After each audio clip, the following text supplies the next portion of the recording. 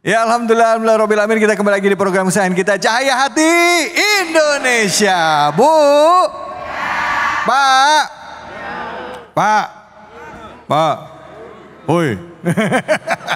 Bapak jawabnya, oi. Bu, mau nanya nih, jujur ya, jujur. Kalau lagi sahur selama Ramadan kemarin, yang bangun duluan bapak apa ibu? Betul apa betul Pak? Bapaknya ngapain Bu? Masya Allah, ternyata sama di rumah saya juga gitu. Sama juga ya? Sama ya? Mudah-mudahan Ibu mendapatkan pahala keberkahan Ramadan, amin ya rabbal alamin. Baik, di sesi selanjutnya kami masih berikan kesempatan kepada Bapak dan Ibu untuk bertanya ya. Mungkin untuk kesempatan pertama penanya dulu, nanti kami beri kesempatan buat teman-teman yang ada di rumah bisa melalui medsos. Silakan Bapak atau Ibu angkat tangannya yang mau, silakan. Bapak deh ya gantian ya, silakan Pak. Cek. Assalamualaikum warahmatullahi wabarakatuh. Waalaikumsalam warahmatullahi wabarakatuh. Nama saya Suryadi, Jamaah Masjid Al-Furqon, dan saya mau bertanya singkat saja Pak. Bagaimana hukumnya memutuskan silaturahim? Tentunya itu ada penyebabnya. Bagi saudara antara sahabat ada suatu masalah sehingga putus silaturahim. Itu bagaimana hukumnya? Yang kedua, bagaimana kalau silaturahim itu melalui alat komunikasi dengan cukup menyentuh saja kan kita bisa silaturahmi lewat video. Padahal akses jarak kita dekat. Kenapa gak berkunjung saja begitu? Terima kasih. Wassalamualaikum warahmatullahi wabarakatuh. Waalaikumsalam warahmatullahi wabarakatuh. Baik, kesempatan pertama mungkin Ustadz Hilmi. Silakan Ustadz Hilmi, fadhol. Hukumnya memutus silaturahim. Kata Rasulullah SAW, "Man kana yu'minu billahi wal yaumil akhir falyasil rahimahu." Barang siapa beriman kepada Allah dan hari akhir, maka dia sambung tali silaturahim. Artinya, orang yang memutus tali silaturahim itu tidak beriman kepada Allah dan hari akhir. Hati-hati ya, nggak tegur-teguran 3 hari aja nggak boleh Bu. Apalagi ini sampai diputus silaturahim. Tapi kan dia Ustadz gitu ya biasanya ya. Tapi kan dia nggak ada tapi-tapi. Nanti lebaran semua impas. Kan dia yang salah Ustadz, saya enggak. Ya sudah kita yang minta maaf. Enak aja, nah itu yang enak aja itu. Turunkan gengsi, karena salah satu sifat penghuni surga adalah wal afina anin nas. Memaafkan manusia. Yang penting jangan putus silaturahim. Kecuali dia yang mutus, silakan, tapi kita jangan.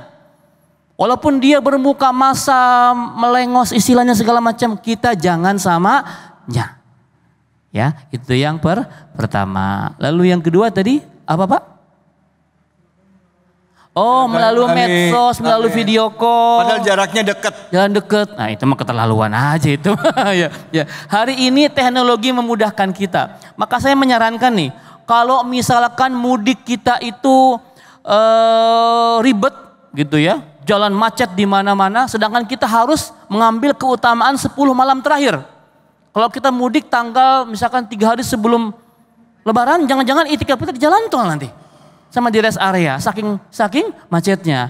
Maka ada silaturahim yang dipermudah hari ini. Bisa mungkin nanti ba'da idnya, atau juga bisa lewat telepon, lewat video call, ya, lewat majlis taklim al-zoomiyah. Tahu Zoom? Ya, kita nge-zoom. Ya, itu bisa silaturahim al-zoomiyah. Ya, jadi sekarang banyak teknologi yang memudahkan. Tapi kalau deket ya masa sih Pak? Ya, tinggal jalan. Insya Allah saya bilang di awal, barang siapa orang pengen dipanjangkan umurnya, diluaskan rezekinya, maka dia tambung tali silaturahim. Demikian. Baik, alhamdulillah, terima kasih banyak Ustadz. Baik, selanjutnya kita akan coba lihat ya dari media sosial siapa yang mau nanya. Ya, kita lihat ini dia pertanyaan dari medsos. Mana pertanyaannya? Ini dia. Setiap open house, Assalamualaikum Ustadz, setiap open house selalu ditanya kapan nikah. Jadi malas ketemu keluarga. Gimana ya Ustadz supaya kita tetap bisa ketemu keluarga? Terima kasih. Nah Ustadz, ini basa-basi ini paling sering ya Bu ya. Kalau belum lulus ditanya kapan lulus. Udah lulus ditanya kapan nikah. Udah dinikah ditanya kapan punya anak. Udah punya anak ditanya kapan punya. Nah ada nggak yang kapan kawin lagi? Nggak ada ya. Ini basa-basi gini kadang-kadang suka bikin pegel hati, Kiai. Silakan, Kiai Fadl. Masya Allah, kayaknya ini pertanyaan hampir semua ibu-ibu kalau nanya saudaranya, ponakannya pasti kayak gitu. Betul apa enggak? Betul apa betul? Nah, kita maknai bahwa Allah itu membuat hari raya buat umat Islam itu ada 3. Pertama hari raya Jumat, kedua hari raya Idul Fitri, yang ketiga hari raya Idul Adha. Apa hari raya itu? Sukacita. Jadi kalau orang lagi sukacita apa aja ditanyain. Benar apa enggak? Benar apa benar? Tapi nanyanya jangan kelewatan. Ya, nanya kapan nikah? Kayaknya enggak laku-laku lu. Nah, itu kan ada lebihnya. Betul apa betul? Jadi nanyanya yang standar-standar aja. Ini momen sukacita, jangan pertanyaan kita ini menambah orang lain jadi enggak mood. Jadi bad mood, ngapa tahu gue gitu mah gue nggak kesini ya. Mengapa ngomongnya nggak enak, betul-betul. Ayo belajar timbang rasa, belajar kita mikirin dulu sebelum berucap. Belajar apa yang mau kita omongin ini kira-kira nyenengin orang, kira-kira nyakitin orang, kira-kira bikin orang lain jadi mood apa enggak. Itu pun harus kita pikirin dulu. Ada ucapan perkataan yang kita kira-kira tujuannya untuk mencairkan suasana, tapi ternyata malah jadi nggak enak suasananya. Itu jadi ketimbang akhirnya nggak nikmat, nggak enak, suasana jadi malah tidak baik. Lebih baik sebelum kita omongin kita pikirin dulu. Misalkan saya contohkan, saya ketemu Mas David. Mas David cerah banget, kayaknya banyak duit ya. Masya Allah. Nah, iya, kalau begitu enak apa enggak? Enak. Enak padahal duitnya habis. Yang nggak enak itu Ustadz, kalau ketemu ya biasa basa-basi ya. Katanya, gimana kabar? Baik. Udah lama gemukan ini badan. Itu nggak enak banget Ustadz kalau kayak gitu. Oh gitu ya. Ya bener ya Bu ya. Kalau gemukan Ibu bilang apa? Enggak, aku urusan ya Bu ya. Iya. Itu jangan juga tuh hal yang sensitif buat emak-emak. Kayaknya gemuk banget, besok dia nggak makan. Ada yang begitu ada? Ada. Mana orangnya?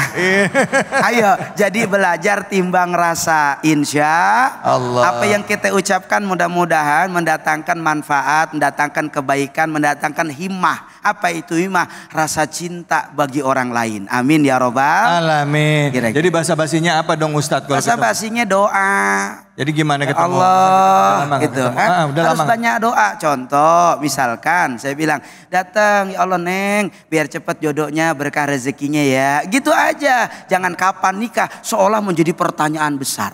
Iya. Betul? Iya. Kan ganti, saya doain biar jodohnya cepet. Amin ya robbal alamin. Begitu, yang senang-senang aja.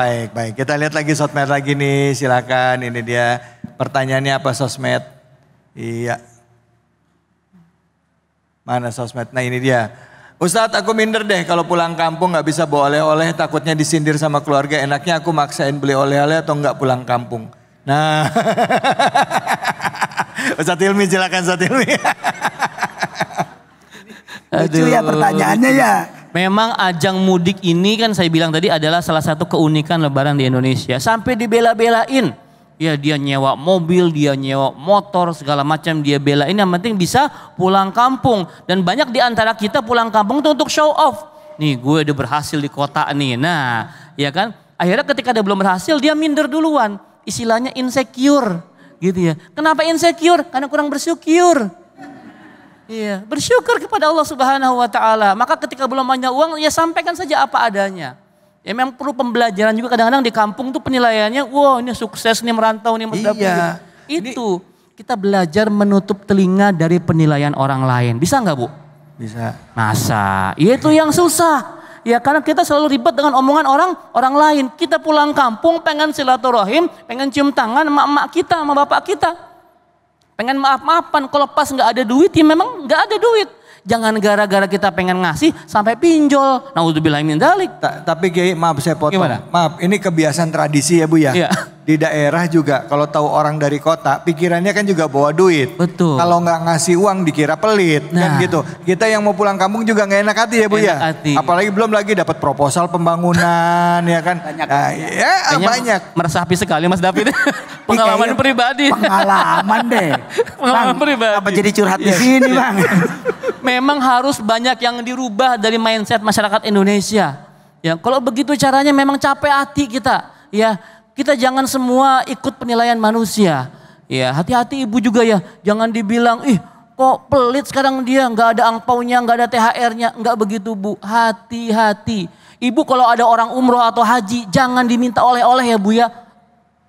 Itu menyakiti loh Bu. Kita nggak tahu dia nabung ke haji itu susah Bu, recehan Bu. Ibu tambah minta oleh-oleh, nambah beban buat dia. Akhirnya karena pulang nggak boleh oleh, dia nggak pulang-pulang Bu. Nah loh.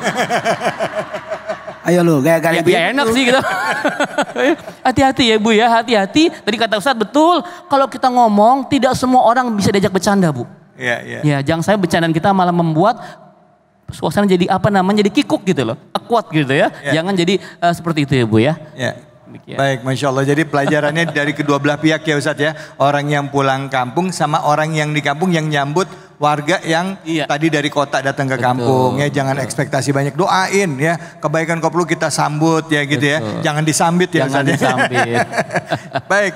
Habis ini kita akan belajar ngaji, kembali lagi baca kitab lagi ya, memperbaiki bacaan kita bersama dengan guru kita Kiai Munawir Ngacir. Tentunya hanya di sini Cahaya Hati Indonesia.